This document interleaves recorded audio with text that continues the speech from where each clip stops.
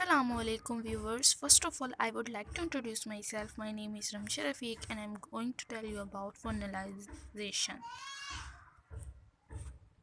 The low temperature treatment given to the seed or plant for stimulating flowering.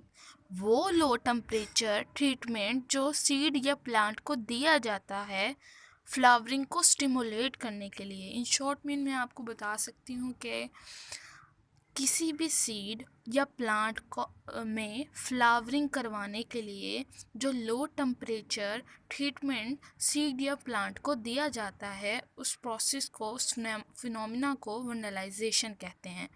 Low temperature treatment given to seed और plant for stimulating flowering.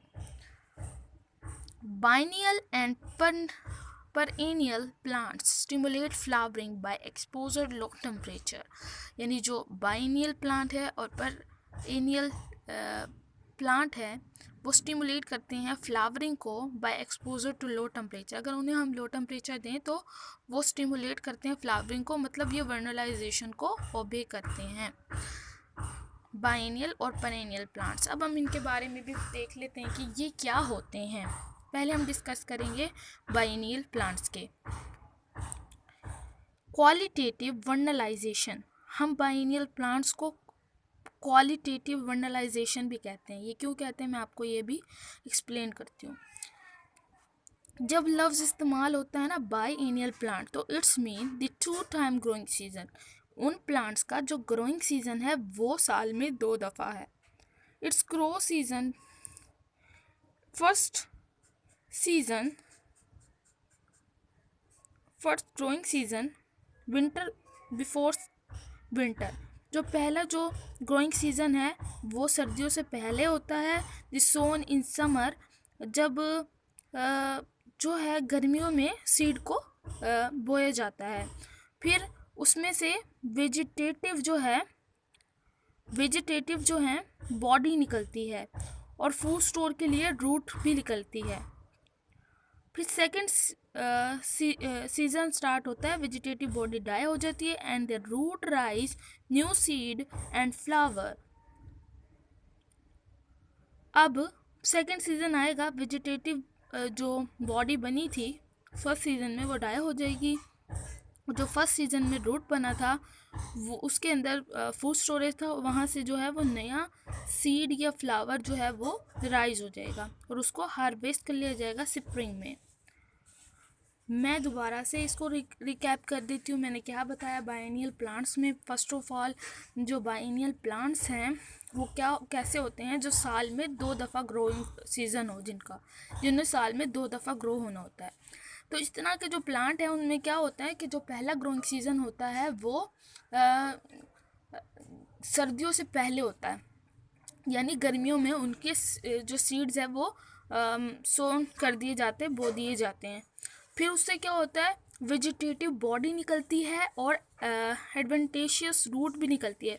मतलब 2 चीज़ें उससे काम होता है। जब सीड को समर में सोन कर दिया मतलब बो दिया जाता है तो वेजिटेटिव बॉडी निकलेगी उसके अंदर से, और क्या निकलेगा, रूट निकलेगी, वेजिटेटिव रूट निकलेगी। अब वेजिटेटिव रूट में फूड स्टोर होती रहेगी। अब जैसे जब सेकेंड सीजन स्टार्ट होगा विंटर में, तो ये वेजिटेटिव बॉडी है वो डाई कर जाएगी, वो मर जाएगी, ख़त्म हो जाएगी। अब जो रूट है, रूट के पास मैंने फर्स्ट सीज़न में अभी भी बताया, दोबारा रिपीट किया है कि फर्स्ट सीज़न में जो रूट बन रही थी उसके पास क्या था, स्टोरेज फूड था। तो उस रूट से ही नया फ्लावर या सीड निकल जाएगा और उसको फिर स्प्रिंग में हम हार्वेस्ट कर लेंगे, उसको काट लेंगे। Note, without vernalization not flowering occur. यानी जो बाइएनियल प्लांट है उनमें वर्नलाइजेशन के बगैर जो है वो फ्लावरिंग नहीं होती। क्या, बाइएनियल प्लांट्स में वर्नलाइजेशन के बगैर फ्लावरिंग नहीं होती, तो इसलिए इसको कहते हैं ये क्वालिटेटिव वर्नलाइजेशन है। इसकी एग्जांपल है हैनबेनी, जिसको हेयोस्क्यामस निगर भी कहते हैं।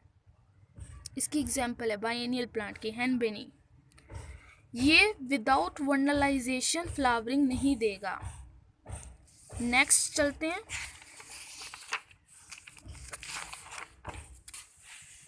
परेनियल प्लांट्स हैं। परेनियल प्लांट्स होते हैं, उनको हम क्वांटिटेटिव वर्नलाइजेशन भी कहते हैं।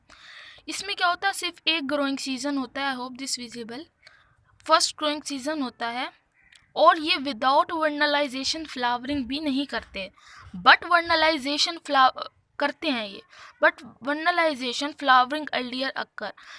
बाइएनियल और पेरेनियल में प्लांट में ये फ़र्क है, जो पेरेनियल प्लांट है वो क्वांटिटेटिव वर्नलाइजेशन है। मीन जब क्वालिटेटिव की बात की थी तो वो फ्लावरिंग वर्नलाइजेशन के बगैर करते ही नहीं थे, और क्वांटिटेटिव की बात कर रहे हैं तो इसमें क्या होगा कि फ्लावरिंग इनके अंदर पेरेनियल प्लांट्स में जो साल में एक दफ़ा ही ग्रो करते हैं, उनमें फ्लावरिंग के लिए वर्नलाइजेशन की ज़रूरत नहीं होती। वो बग़ैर वर्नलाइजेशन के फिनोमेना के फ्लावरिंग कर सकते हैं, मगर अगर हम इसकी वर्नलाइजेशन इसको देंगे तो इससे इसकी प्रोडक्शन अर्लियर हो जाएगी, यानी ये जल्दी जल्दी ग्रो करना शुरू करेंगे। इस तरह से जो पेरेनियल प्लांट्स में ये इसकी क्वांटिटी को बढ़ा देती है, तो इसलिए क्वांटिटेटिव वर्नलाइजेशन कहते हैं। और उसमें तो वो विदाउट वर्नलाइजेशन फ्लावरिंग होती ही नहीं थी, इसलिए उसको बाइएनियल को क्वालिटेटिव कहा था। और यहाँ जो पेरेनियल है इसमें जो है वो फ्लावरिंग हो जाती है बगैर वर्नलाइजेशन के, तो इसलिए इसको क्वांटिटेटिव वर्नलाइजेशन कहते हैं। इसकी एग्जाम्पल में है रे और पी एंड ग्रेम। रे, P and Graeme. Site of vernalization, जो साइट ऑफ फोटो, ये नोट की बात है कि जो साइट ऑफ फोटोप्रियोटिज्म है, यानी फोटोप्रियोटिज्म जो है ना वो सिर्फ लीफ से स्टिमुलस होती है, उसमें लीफ के ऊपर सिर्फ स्टिमुलस होते हैं फोटोप्रियोटिज्म में। लेकिन वर्नलाइजेशन में स्टिमुलस कहाँ कहाँ होते हैं, टिप्स, स्टेम की टिप पे भी होते हैं, लीव और रूट की टिप पे भी होते हैं, और एम्ब्रियो ऑफ सीड में भी होते हैं। कहाँ कहाँ से स्टिमुलस होते हैं वर्नलाइजेशन के, tip of stem, leave, root tip, leave की टिप पे, रूट की टिप पे, स्टेम की टिप पे, और एम्ब्रियो के सीड में, सीड के एम्ब्रियो से। यहाँ 3-4 जगह से ये स्टिमुलस रिसीव हो सकता है, और वर्नलाइजेशन में सिर्फ जो है लीव से ही ये स्टिमुलस रिसीव होता है। तो इन दोनों में डिफरेंस आ गया कि फोटोप्रियोटिज्म में जो स्टिमुलस है वो लीव के पास होता है और किसी के पास नहीं होता, लेकिन वर्नलाइजेशन में स्टेम के टिप के पास भी होता है, रूट पे भी की टिप के पास भी होता है, और जो लीव है उसकी टिप के पास भी होता है, और एम्ब्रियो जो है सीड का उसके पास भी स्टिमुलस होता है। तो यहाँ तमाम साइड से क्या होती है, वर्नलाइजेशन स्टिमुलस होती है। नेक्स्ट, अब वर्नलाइजेशन के लिए ऑप्टिमम टेम्परेचर क्या है। फर्स्ट मैं आपको बताना चाहूँगी, ऑप्टिमम टेम्परेचर वो टेम्परेचर होता है जिसके ऊपर कोई जो वो प्रोसेस है वो अच्छा फंक्शन दे रहा हो, यानी सब में बेहतरीन फंक्शन दे रहा हो। यानी अगर हम वर्नलाइजेशन के लिए ऑप्टिमम टेम्परेचर की बात करें तो वर्नलाइजेशन के लिए ऑप्टिमम टेम्परेचर वो है जिस पर वर्नलाइजेशन एक्टिविटी बहुत हाई क्वालिटी की अच्छी हो, मतलब जिस पे वर्नलाइजेशन जो प्रोसेस है या फिनोमिना है वो बहुत ज़्यादा अच्छा शो हो रहा हो, बहुत ज़्यादा मतलब बहुत ज़्यादा ही अच्छा शो हो रहा हो उस टेम्परेचर पे, उसे ऑप्टिमम टेम्परेचर कहते हैं। तो वर्नलाइजेशन का फिनोमिना के लिए जो ऑप्टिमम टेम्परेचर जिस पे उसकी एक्टिविटी अच्छी होती है, परफॉर्मेंस अच्छी होती है, वो 4 सेंटीग्रेड है। इसमें क्या होता है कि 4 सेंटीग्रेड में जो एक वेरालिन हार्मोन होता है, वर्नलाइजेशन के फिनोमिना में एक हार्मोन होता है जिसका नाम है वेरालिन हार्मोन है, वो स्टिमुलेट हो जाता है। तो वेरालिन कुछ भी नहीं है, ये जिब्रेलियन को ही वेरालिन का नाम दिया गया, वो एक्चुअली जिब्रेलियन ही है। जिब्रेलियन स्टिमुलेट हो जाता है और वर्नलाइजेशन को एक्टिवेट कर देता है। Vernalin is nothing but a जिब्रेलियन।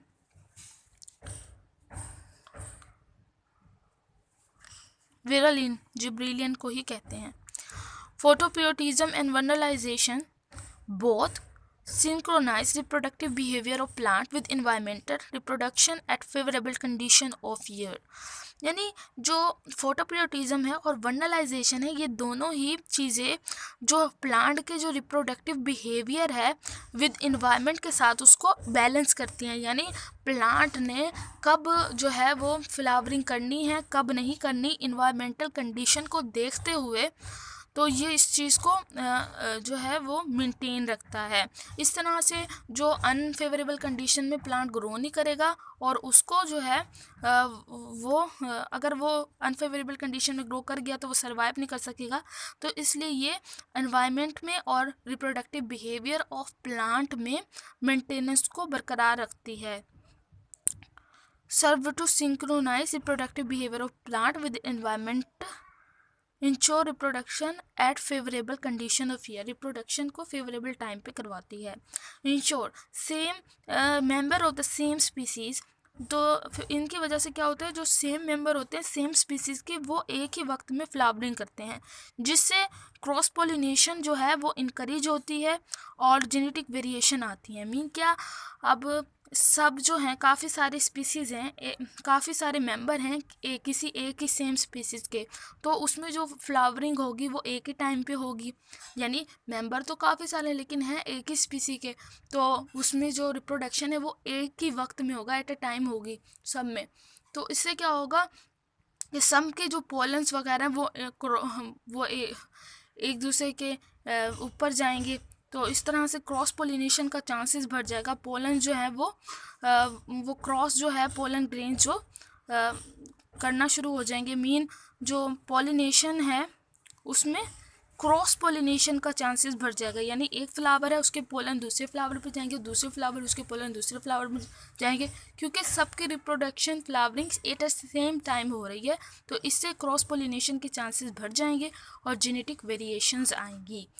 और genetic variation you know that जो इन्वायरमेंटल की अडेप्टेशन के लिए सर्वाइवल होती हैं, मतलब जिस स्पीसीज़ में वेरिएशन आती रहती हैं वो ज़्यादा अच्छी इन्वायरमेंट में सर्वाइव कर सकती है। आज हमने इस वीडियो में पढ़ा वर्नलाइजेशन क्या होती है, इस कौन कौन सी चीज़ों पे इसका इफ़ेक्ट है, किन प्लांट्स में होती है, क्या इसके लिए ऑप्टिमम टेम्परेचर होता है, तो ये सारा हमने देखा। ये एज अ लॉन्ग क्वेश्चन भी बनता है, इसके अलावा ये शॉर्ट क्वेश्चन भी पूछा जाता है, MCQs बनते हैं, इससे बोर्ड में बनते हैं, एंट्री टेस्ट में बनते हैं। अगर आपको ये वीडियो अच्छी लगी हो तो वीडियो को लाइक कीजिएगा, चैनल को सब्सक्राइब कीजिएगा प्लीज़ प्लीज़ प्लीज़, और वीडियो को शेयर कीजिएगा बिकॉज शेयरिंग इज़ केयरिंग। अल्लाह हाफिज़, टेक केयर।